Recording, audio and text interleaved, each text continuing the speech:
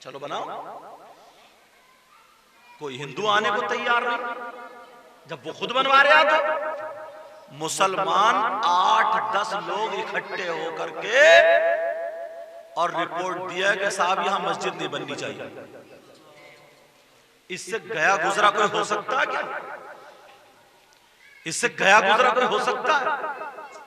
छाले पड़ जाते हैं, छाले जब सुनते हैं। मस्जिद को रुकवाने वाला कौन है? 2 घंटे भी मैं रो रो करके तकरीर करके 1.5 महीने पूरा गांव रो तो गया, तकरीर तो करके आया, मगर इतनी लानतें दे के आया हूं मुझसे जितना भी हो सका बोल के आ गया मैं, आखिरी हद तक कि जितना मैं बोल सकता था, बुरा भला कह सकता था उतना कह गया। मैंने कहा डूब के नहीं मरा गया, सामने से तुम अपनी अम्मा को कटवा रहे हो,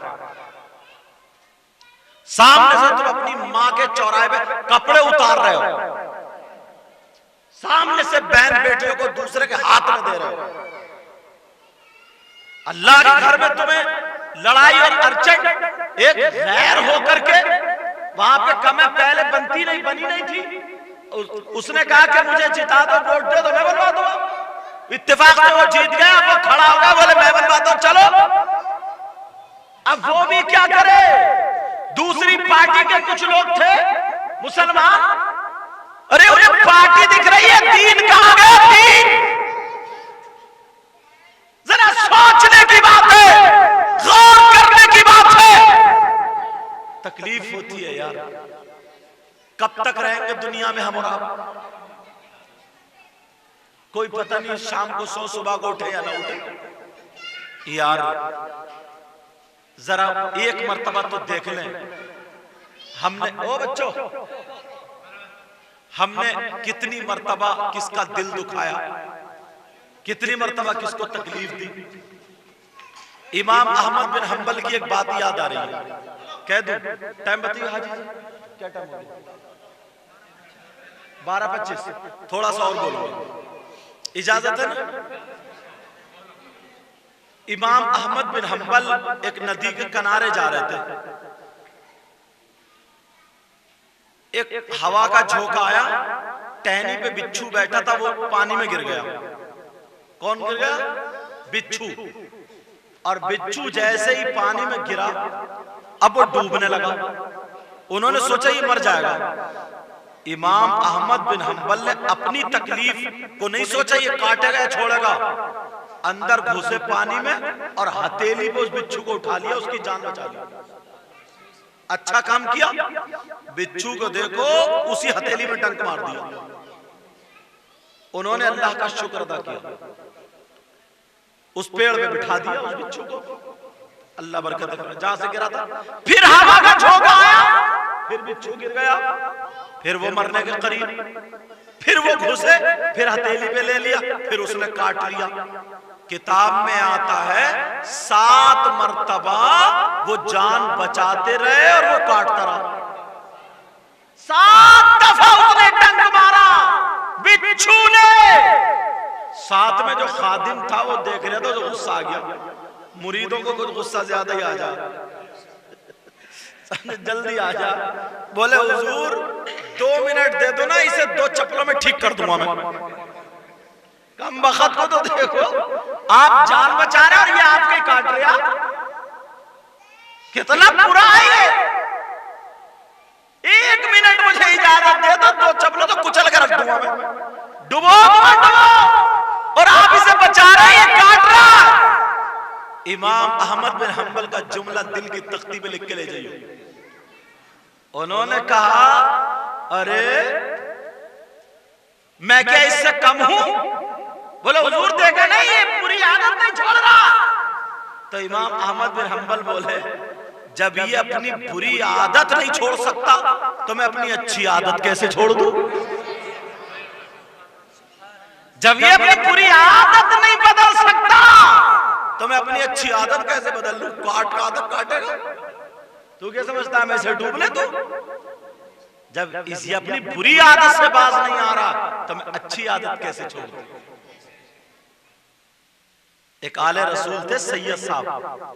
सैयद का मर्तबा वैसे ही ऊंचा, आला, उसकी ताजीम जरूरी है। उनसे उनके एक मुरीद ने पूछा, बोले सरकार एक बात तो बताएं, आप वली कैसे हुए, आप वली कैसे हुए? तो उन्होंने ये नहीं कहा कि मैंने नमाज इतनी पढ़ी, तहज्जुद गुजार हुआ, क्या हुआ, जुमला तो सुनो यार। उन्होंने कहा एक दिन जब मैं फजर की नमाज पढ़ के आया ना तो मेरा दिल घबरा रहा था, मैंने सूरह यासीन पढ़ के पानी पी के बैठा, मगर फिर भी थोड़ा थोड़ा ऐसे ही रहा। तो मैंने सोचा चलो बाहर को थोड़ी हवा ले लूं। जब मैं बाहर को खेतों की तरफ को आया तो मैंने देखा एक कुत्ता जिसकी जबान बाहर इतनी बड़ी बाहर निकली हुई और मुंह से झाग फाय फाय फाय फाय कर बहुत ज्यादा परेशान था। मैंने देखा वो लोगों के पांवों में घुस रहा था, की करता हुआ। तो जिसके पास जाता कोई लात मार के भगाता, कोई डंडा मार के भगाता, कोई पत्थर मार के भगाता, कोई हट हट करके भगाता। बेचारे को सुकून कोई नहीं दे रहा। वो कुत्ता मेरी तरफ को आ गया। वो सैयद साहब बोले जैसे ही मेरी तरफ को आया मैं पीछे को इसलिए हटा कि इसका थूक ना लग जाए, क्योंकि कुत्ते का थूक नापाक है। भीगा हुआ कुत्ता कपड़ों को लग जाए तो कपड़ा नापाक हो जाएगा, या उसका थूक लग जाए तब भी नापाक। उसका जो आप बोले समझो वो नापाक है। तो बोले मैंने तहमत समेट के, पहले लोग तहमत बांधते थे, मैं तहमत समेट के पीछे को हटा, मगर मेरी नजर पड़ी, उसने जब गर्दन झुकाई तो उसकी गर्दन पे इतना बड़ा जख्म था और उस जख्म में कीड़े बिलबिला रहे थे। वो गर्दन को यूं यूं कर रहा था कि मैं समझ गया वो सैयद साहब बोले इस बिना पर ये परेशान है। मैंने कहा ये अल्लाह मेरी मदद कर।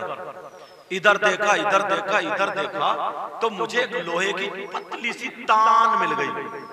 मैंने उस तान को ऐसे करके मोड़ के चिमटी की तरह बना लिया और कुत्ते को हाथ से पुचकारा, ऐसे किया, कुत्ता ठंडी सांस लेने लगा और दुम हिलाने लगा। अब कोई इंसान मिल गया, अब कोई इंसान मिल गया। बोले मैंने एक हाथ से करा कुत्ता वहीं और दूसरी वो चिमटी वाले हाथ से एक कीड़ा उठाया फेंक दिया, उस चिमटी से दूसरा कीड़ा, हत्ता के पूरा जख्म के जितने कीड़े थे सब पीट डाले, मैंने गिरा दिए। और पुराने लोग दवाइयां जानते थे, उन्होंने कहा बराबर में दूब घास खड़ी थी, वो मैंने उखेड़ी हिलाई, एक पत्थर पे रखी, दूसरे पत्थर से कुचली और कुचलने के बाद टिटिया बनाई और उसकी गर्दन पे रख दी। फिर अपने तहमत से चीर फाड़ी और उसकी गर्दन में वो टिकिया बांध दी। वो कहते हैं जैसे जैसे जख्म भरता गया अल्लाह को मेरी ये अदा पसंद आ गई, अल्लाह ने ये अदा पसंद कर ली।